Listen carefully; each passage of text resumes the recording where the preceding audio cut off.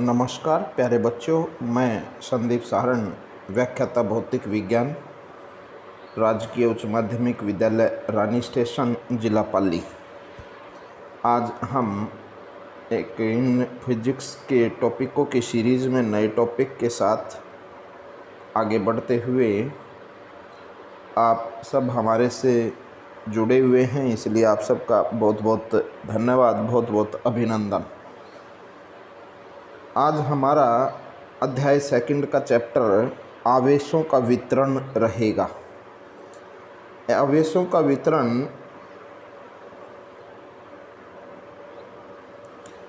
जब आवेश किसी वस्तु पर इस प्रकार व्यवस्थित हों कि उनके मध्य दूरी नगण्य हो,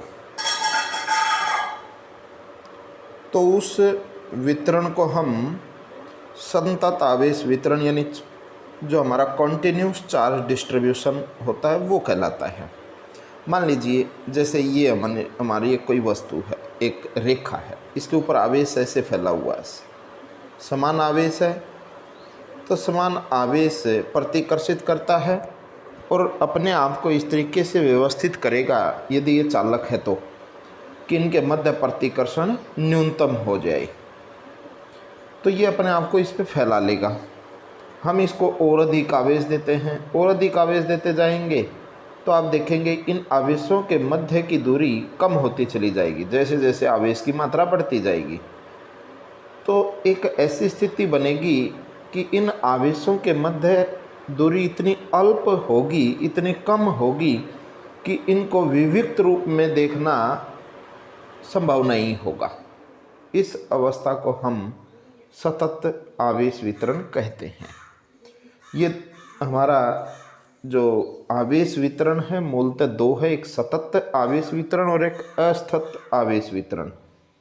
डिसकंटिन्यूअस चार्ज डिस्ट्रीब्यूशन, इसका मीनिंग यही है कि जब आवेश वितरण इस तरीके से फैले हों कि वो अलग अलग व्यवस्थित किए जा सके, वो आपका असतत यानी डिसकंटिन्यूअस हो जाएगा।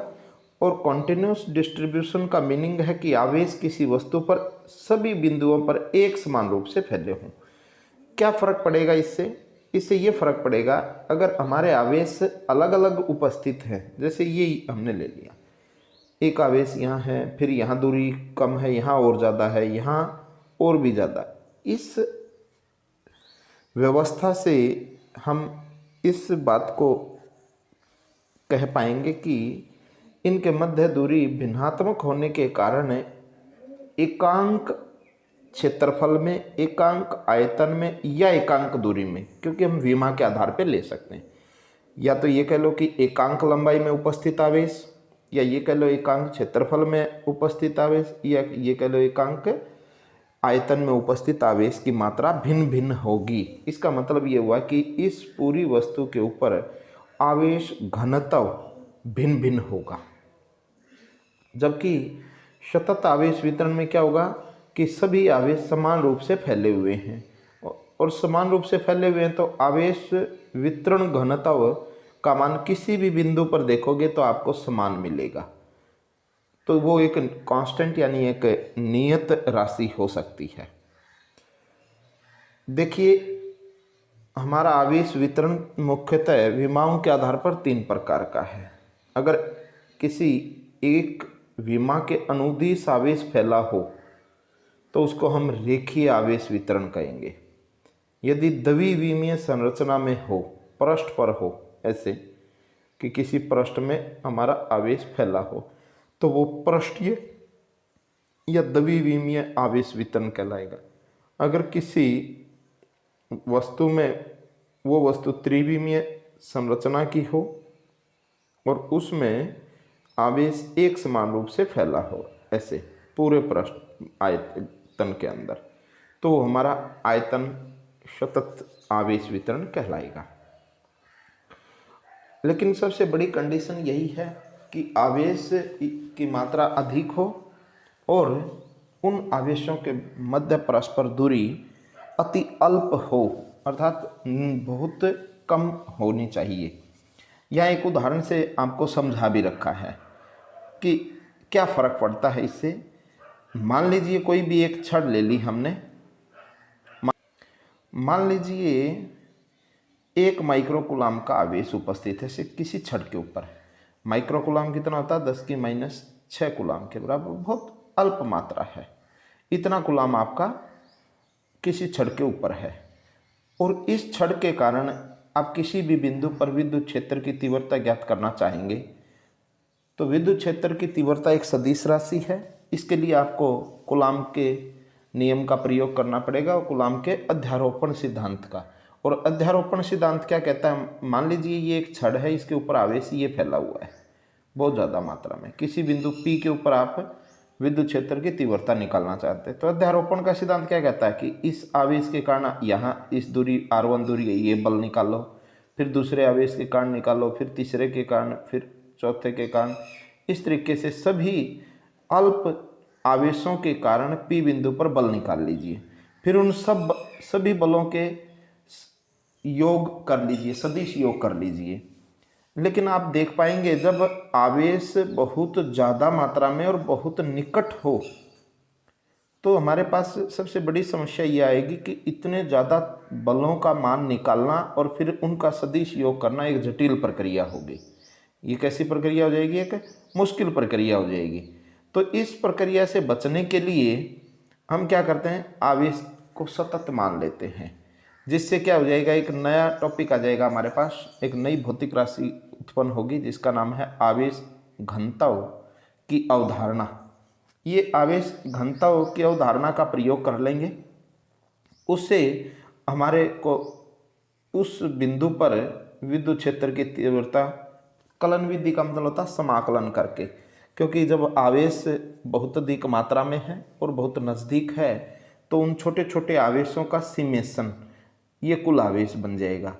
और जब आवेश की लिमिट बहुत छोटी हो, डेल्टा Q टेंड्स टू 0, तो ये जो सिमेशन होता है ये समाकलन में परिवर्तित हो जाएगा और इसको समाकलन dq लिख दिया जाएगा। तो ये विधि है कलन विधि, समाकलन विधि बोलते हैं इसको इंग्लिश में, हिंदी में, और इंटीग्रेशन इंग्लिश में बोला जाता है। इस विधि का प्रयोग करके हम आसानी से विद्युत क्षेत्र की तीव्रता निकाल लें, यानी एक छोटे से भाग आवेश के कारण निकाल लेंगे, समाकलन करके लिमिट ले लेंगे जहाँ से जहाँ तक है। तो ये हमारा एक बहुत ही आसान तरीका है कि किसी सतत आवेश यानी बहुत ज़्यादा मात्रा में किसी वस्तु पर उपस्थित आवेश के कारण किसी बिंदु पर विद्युत क्षेत्र की तीव्रता ज्ञात करने का। मेथड हमारे पास अध्यारोपण का सिद्धांत भी था, कूलाम के अध्यारोपण का सिद्धांत, लेकिन वो एक जटिल प्रक्रिया है। हम छोटे छोटे आवेशों के कारण निकालेंगे, फिर उनको जोड़ेंगे, तो हमारे पास सबसे बड़ी समस्या ये होगी कि हमें एक ही प्रक्रिया को n बार दोहराना पड़ेगा।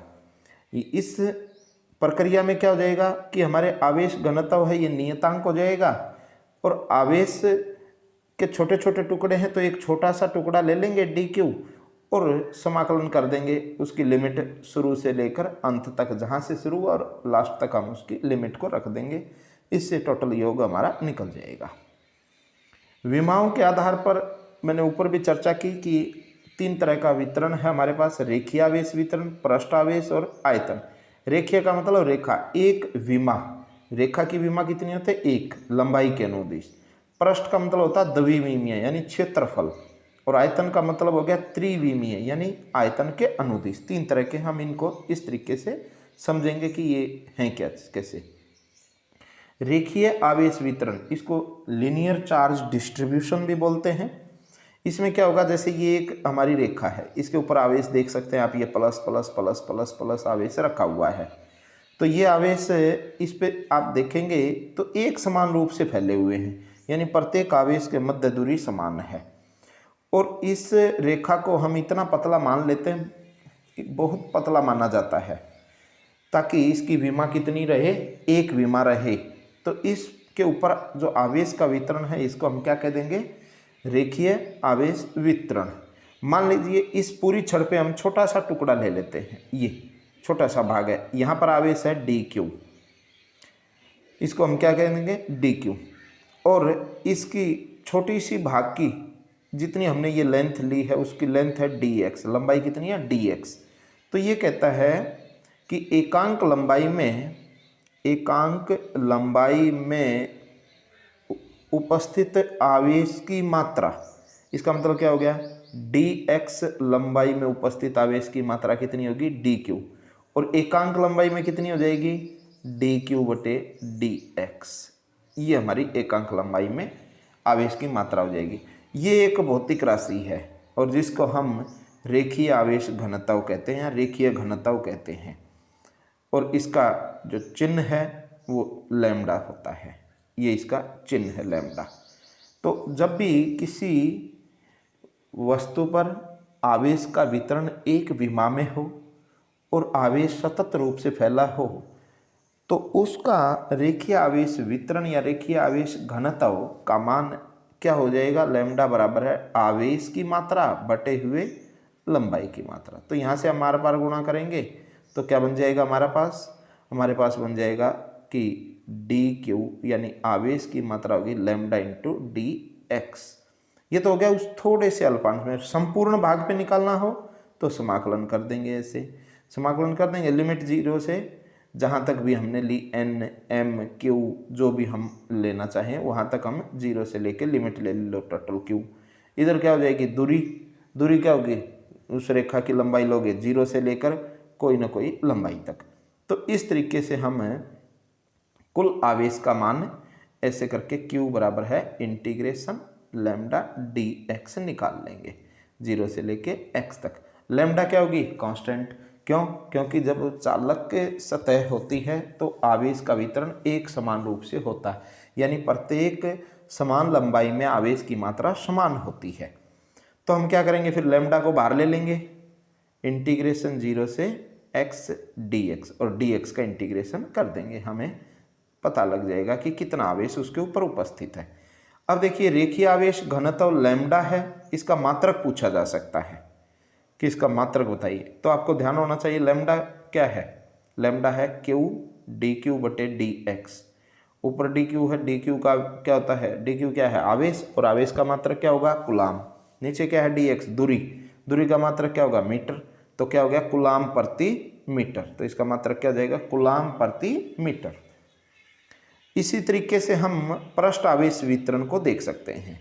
पृष्ठ आवेश वितरण द्विविमीय संरचना है, यानी जब किसी द्विविमीय संरचना में या किसी क्षेत्रफल के अनुदिश आवेश एक समान रूप से फैला हो तो हम उस व्यवस्था को, उस वितरण को पृष्ठीय आवेश वितरण कहते हैं।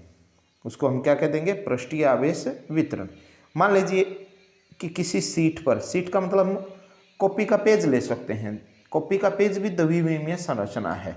ये ऐसे कहिए हमने, ये क्या हो गया द्विविमीय, आयत है, वर्ग है, ये द्विविमीय संरचना है, वृत्त है, ये भी द्विविमीय संरचना। तो इनके ऊपर एक समान रूप से फैला है। यहाँ क्या लिखा हुआ है कि वह सीट जिसकी मोटाई अत्यंत अल्प है, क्योंकि अगर सीट की मोटाई अगर अत्यंत अल्प नहीं होगी तो वो त्रिविमीय संरचना बन जाएगी। इसलिए हमें क्या करना है, उसकी मोटाई बहुत कम होनी चाहिए, नगण्य होनी चाहिए, जिससे उसके केवल 2 ही विमाएँ काम करें। और जब 2 विमाएँ होंगी तो वो पृष्ठ कहलाएगा या क्षेत्रफल कहलाएगा। और इस एकांक क्षेत्रफल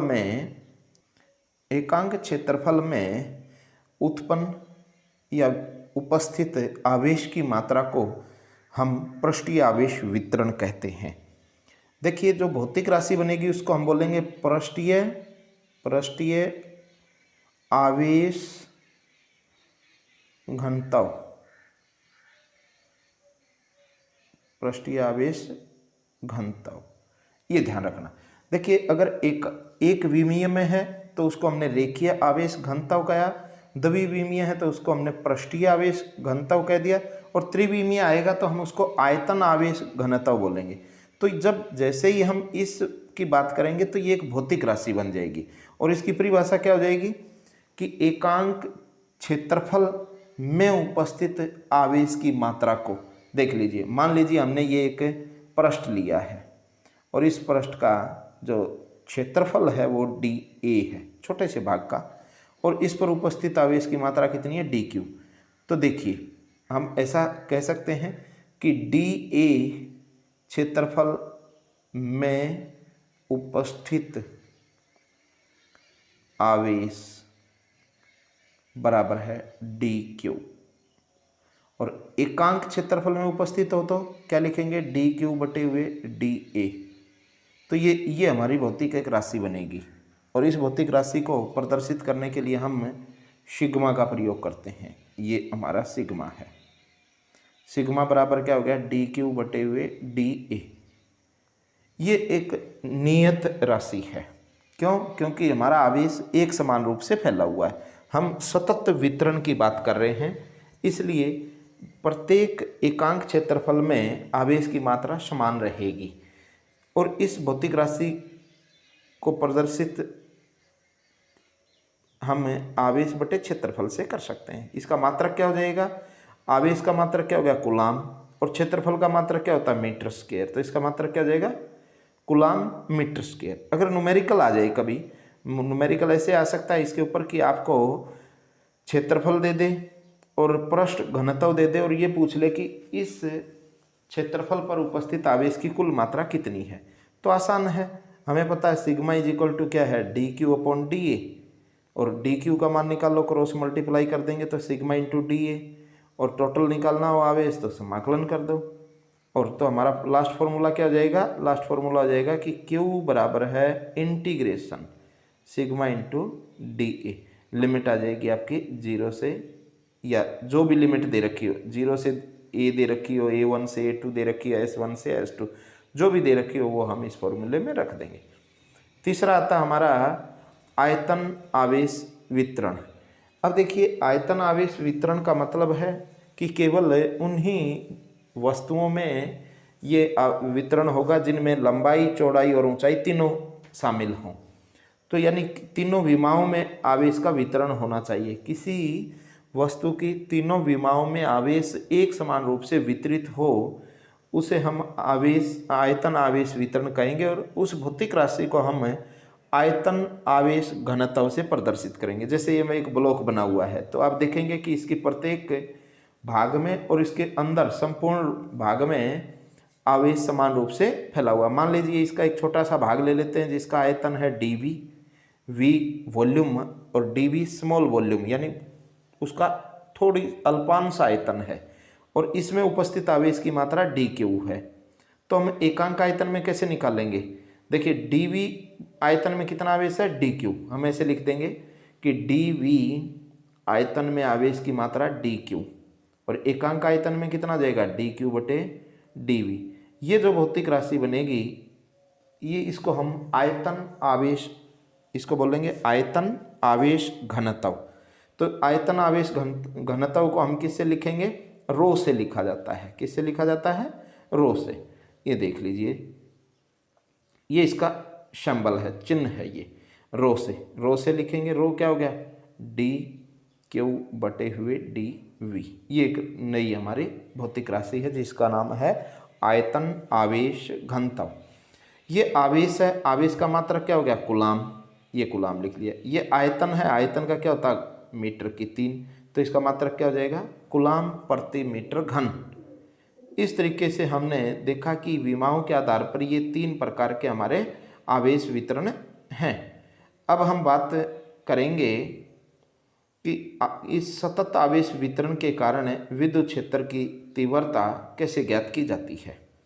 यानी जब किसी भी वस्तु पर आवेश सतत रूप से वितरित हो, और जब सतत रूप से वितरित हो तो उसके कारण हम विद्युत क्षेत्र की तीव्रता कैसे निकालें। देखिए, एक तरीका तो यही था कि कूलाम के अध्यारोपण नियम का प्रयोग करें, लेकिन वो कॉम्प्लिकेटेड होने के कारण हम उसकी बजाय हम आसान तरीके का प्रयोग करेंगे, उसको समझने की कोशिश करेंगे। मान लीजिए हमने एक त्रिविमीय वस्तु ली, या हमने द्विविमीय ली, या एकांक विमीय ली। इसका अर्थ ये हुआ कि हम ऐसा मान लेते हैं कि किसी वस्तु पर dQ आवेश फैला हुआ है। यह अल्पांश रेखीय भी हो सकता है, पृष्ठीय और आयतन रूप से सतत रूप से वितरित हो सकता है। अगर थोड़ी मात्रा में आवेश dQ है, इस आवेश के कारण किसी r दूरी पर स्थित बिंदु P पर हम विद्युत क्षेत्र की तीव्रता ज्ञात करना चाहते हैं। फॉर एग्जाम्पल यहाँ हमारा आवेश फैला हुआ है, ये डी क्यू आवेश है, अल्पांश आवेश है, बहुत थोड़ी मात्रा में हमने आवेश लिया है। और यहाँ हमारा कोई पी बिंदु है जो इससे कितनी दूरी पे है, आर दूरी पे। तो ये एक आवेश है, इसके कारण पी बिंदु पर विद्युत क्षेत्र की तीव्रता ज्ञात करने का सूत्र क्या है। देखो थोड़ा आवेश है तो विद्युत क्षेत्र की तीव्रता स्मॉल मात्रा में होगी, थोड़ी मात्रा में होगी। तो उसके लिए हमने पढ़ा हुआ है कि विद्युत क्षेत्र की तीव्रता कम मात्रा में, तो हम इसको डी क्यू या डेल्टा क्यू लिख सकते हैं। क्या होता है फॉर्मूला, 1/4 पाई एप्सिलॉन 0, निर्वात में है इसलिए एप्सिलॉन 0 लिख दिया। आवेश कितना था, डी क्यू, बटे हुए दूरी कितनी थी, आर स्क्वायर, और आर कैप क्या होगी, एकांक सदिश। ये इसकी दिशा को प्रदर्शित करेगा कि आर के अनुदिश इस विद्युत क्षेत्र की तीव्रता की दिशा है। ये हमारा फॉर्मूला हो जाएगा। अब हम डी क्यू को देखेंगे कि वे, क्योंकि हमें तो संपूर्ण विद्युत क्षेत्र की तीव्रता निकालनी है, वो रेखीय है या हमारा पृष्ठीय है या हमारा आयतन रूप से वितरित है। देखिए जब ये हमारा फॉर्मूला बन गया, इसकी दिशा पी बिंदु पर एकांक धन आवेश रखा जाए तो उस पर लगने वाले बल की दिशा में होगा। ये हमने पिछले विद्युत क्षेत्र के चैप्टर में भी ये बात हमने पढ़ ली थी। अब ये कहता है कि इसका संपूर्ण मान निकालना हो। ये तो हमारा कैसा मान था, बिल्कुल अल्प आवेश के लिए, डी क्यू आवेश के लिए मान था। संपूर्ण के लिए निकालना हो तो क्या करना पड़ेगा हमें, संपूर्ण के लिए तो क्या करेंगे, सतत आवेश वितरण है, हम छोटे छोटे टुकड़ों के मान जो थे उनके कारण हम बल निकाल लेंगे। बल निकाल के अध्यारोपण सिद्धांत से उसका सिमेशन कर देंगे। देख लीजिए कुल विद्युत क्षेत्र की तीव्रता क्या हो जाएगी, ई बराबर है, निर्वात है तो 1/4 पाई एप्सिलॉन 0 निर्वात में हो गया, सबका जोड़ कर दिया हमने, डेल्टा क्यू बटे हुए आर आई, और आर आई का कैप, आर आई का मतलब आई अथ कोई एक ले लिया, और लिमिट क्या रखोगे, limit delta Q tends to 0। Tends to 0 का मीनिंग यहाँ पर क्या है, इसका ये अर्थ नहीं है कि आवेश शून्य है, इसका ये अर्थ है कि आवेश इतना अल्प लिया है, इतना कम मात्रा में लिया है कि जो बहुत ही कम मात्रा है उसकी मात्रा 0 नहीं है लेकिन लगभग 0 के समान है। तो जब ये लिमिट बहुत छोटी हो जाएगी तो इस समेशन को हम किस में बदल सकते हैं, समाकलन में बदल सकते हैं। तो ये आपको समाकलन में बदल लेंगे। अब देखिए क्या हो जाएगा कि 1/4 पाई एप्सिलॉन ऐसे कैसा, ये वाला पार्ट किस में बदल गया, समाकलन में, डेल्टा क्यू किस में बदल गया, डी क्यू में, दूरी आर स्क्वायर है, बाकी फॉर्मूला ऐसे कैसा। तो आपका ये सतत आवेश वितरण के लिए विशेषकर ये फॉर्मूला हो जाएगा हमारा, समाकलन विधि, कलन विधि का प्रयोग करके हम आसानी से निकाल लेंगे। अब विशेष केस देखिए इसके, कि विशेष केस कैसे, कि हम ये पाएंगे कि हमारा वितरण आवेश का किस तरीके से है। यदि आवेश का वितरण रेखीय हो तो डी क्यू की वैल्यू क्या थी, lambda into D L, lambda आ जाएगा यहाँ क्योंकि लैम्डा एक भौतिक राशि है। तो हम ऊपर वाले फॉर्मूले में डी क्यू की जगह क्या रखेंगे, लैम्डा डी एल। तो क्या बन जाएगा हमारा सूत्र देख लीजिए कि ई, इसको आप ई भी लिख सकते हो, ई बराबर है सिमेशन डेल्टा ई। क्या बन जाएगा, लिमिट ले लेंगे, मान लीजिए जहाँ से कुल लंबाई ले ली हमने 1/4 पाई एप्सिलॉन 0 ऐसे कैसा है, ऊपर हमारा डी क्यू की जगह क्या गया, लैम्डा इंटू डी एल, और नीचे आर स्क्वायर। ये सब कांस्टेंट हैं, सिर्फ डी एल अंदर रहेगा, इसका समाकलन कर देंगे, इसका समाकलन कर देंगे तो आपको ऐसा फॉर्मूला मिल जाएगा। के क्या है यहाँ, के का मतलब है 1/4 पाई एप्सिलॉन 0, इसलिए इसको हमने के लिख दिया। तो के बाहर ले लिया, आर स्क्वायर बाहर आ गया, तो इसका हम समाकलन कर देंगे लैम्डा इंटू डी एल का। अगर यही पृष्ठीय आवेश वितरण हो तो फॉर्मूला वही है हमारा, फॉर्मूला वही रहेगा, ये विद्युत क्षेत्र की तीव्रता का फॉर्मूला है हमारा। अब हमने क्या करना है, अगर पृष्ठीय आवेश वितरण है तो डी क्यू किसके बराबर हो जाएगा, सिग्मा इंटू डी एस। क्यों, सिग्मा क्या था, डी क्यू बटे डी एस, आवेश बटे क्षेत्रफल। तो आर पार गुणा करेंगे तो डी क्यू का मान निकल जाएगा, डी क्यू का मान निकल जाएगा तो इस फॉर्मूले में डी क्यू का मान रख दोगे। फिर ये तो अल्पांश के लिए है, संपूर्ण के लिए निकालोगे तो क्या करोगे, इस स्टेप में आ जाएंगे, हम समाकलन कर देंगे। समाकलन करेंगे तो के और आर स्क्वायर तो बाहर आ जाएगा, अंदर ये रह जाएगा। तो इस तरीके से हमारा ये पृष्ठीय आवेश घनत्व के लिए या वितरण के लिए हमारा विद्युत क्षेत्र की तीव्रता का फॉर्मूला बन जाएगा। तीसरी बात में हमारा आयतन वितरण में हो हमारा आवेश का वितरण, तो हमने आयतन में पढ़ा था कि rho is equal to D Q बटे डी वी।